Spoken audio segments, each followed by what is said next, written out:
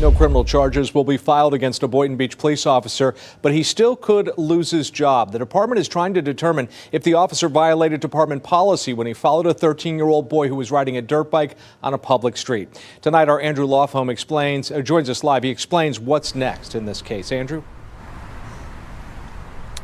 Hey, good evening, Jim. So on Thursday, we got a huge information dump in this 60-page Florida Highway Patrol homicide report, which goes into great detail every element of the investigation. Criminally, it cleared Officer Mark Sohn, but now begins the internal affairs investigation to try to see if he broke any department policy. The day after Christmas, Stanley Davis III was riding his new gift, a 2022 Honda off-road dirt bike, from his grandmother's house to the Chevron to fill up with gas. It wasn't street legal and Davis was only 13. Before entering the gas station, he did a wheelie before pulling up to pump one, according to Florida Highway Patrol's homicide crash report.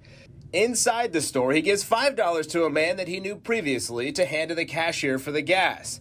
Davis told the man that an officer saw him and he wasn't sure if he would be harassed. Davis never filled up his bike with gas. Instead, he took off with Officer Mark Sohn close behind him. Sohn trying to pull the teen over for reckless driving, the report says.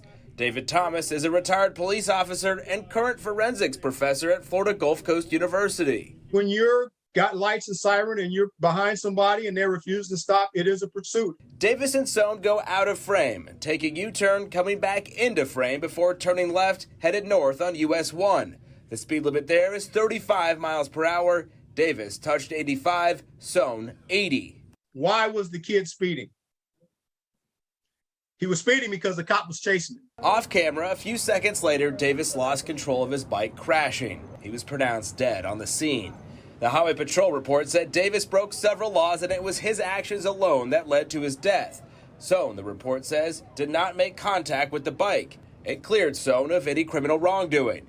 As that investigation ended, it's now internal affairs' turn to totally separate investigations. Do you anticipate that this internal affairs investigation will result in finding that the officer violated anything?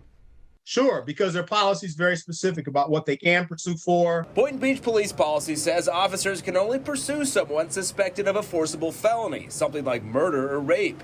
Davis had been driving recklessly. So is that traffic violation worth that kid's life? And to me, those two, they don't match. That's why the policy is very specific about forcible felony. Sure, the kid was wrong, but did he deserve to die? Over his 20-year career, Sohn had been suspended multiple times for violating the pursuit policy.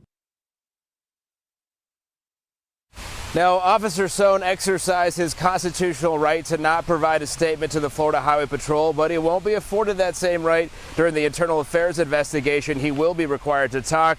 The investigation could take months. A traffic safety study has been completed on the intersection in Royal Palm Beach where 2 students died and 2 were injured after an SUV plowed into their school bus stop. Authorities now say a traffic light is not needed at that intersection on Crestwood Boulevard South. CBS 12's Al Peffley joins us live. Al? Liz, this is the makeshift shrine where 4 students were struck by an SUV while they waited for their school bus stop.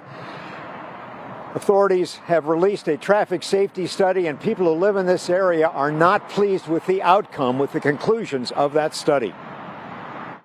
I think this is not acceptable, and I think as a community we're not going to accept this. We're going to fight it.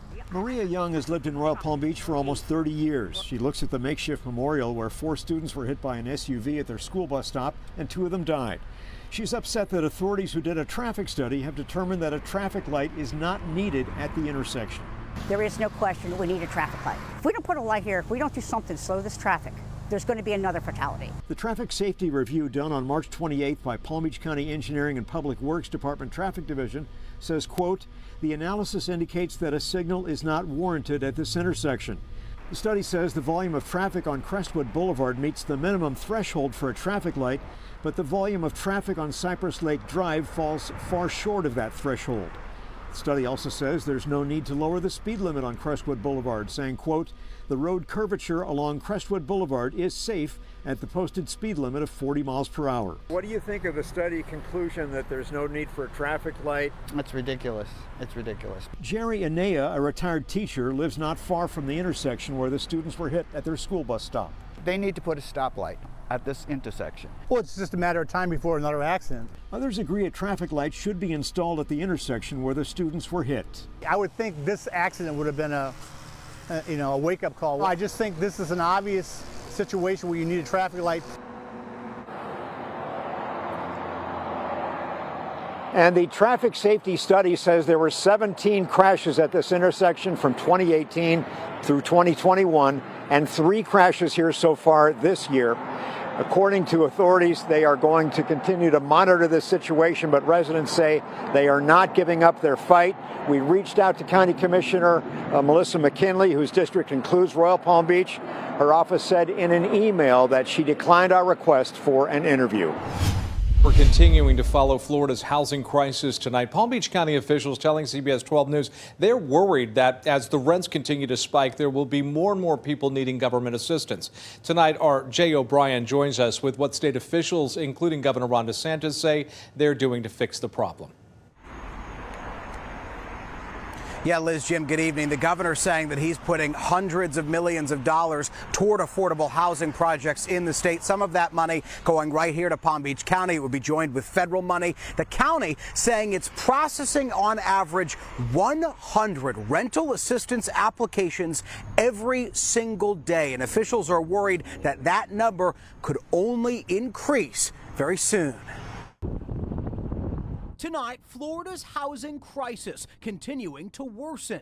Governor Ron DeSantis blaming inflation. I think, though, people should just brace themselves because the inflationary period that we're in, this is likely to persist for some time. But those spiking home prices are also causing rents to skyrocket, and wages aren't keeping up. What people are saying is, like, we're getting minimum wage, we're getting paid $15, $14 an hour. But the price of living is just going up. Affordable housing projects, they are starting to spring up around here, like this one in Riviera Beach, but they won't be finished nearly fast enough. One county official telling me that this crisis is only beginning. Rents are expected to climb even more in just the next few months.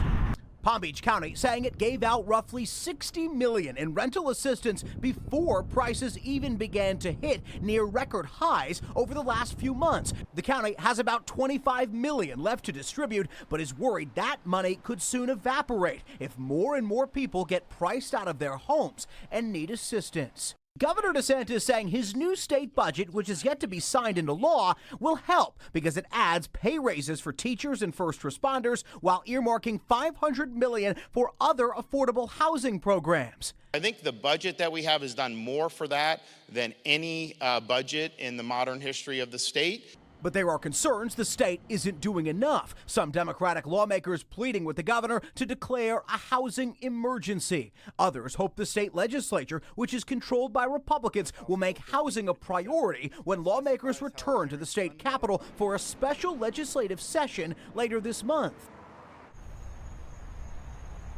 Right here in Palm Beach County, there is also a proposal to earmark $200 million for new affordable housing in the county. That would be funded likely through a tax increase, and voters would eventually have to approve that, most likely, possibly sometime in the summer or in the fall.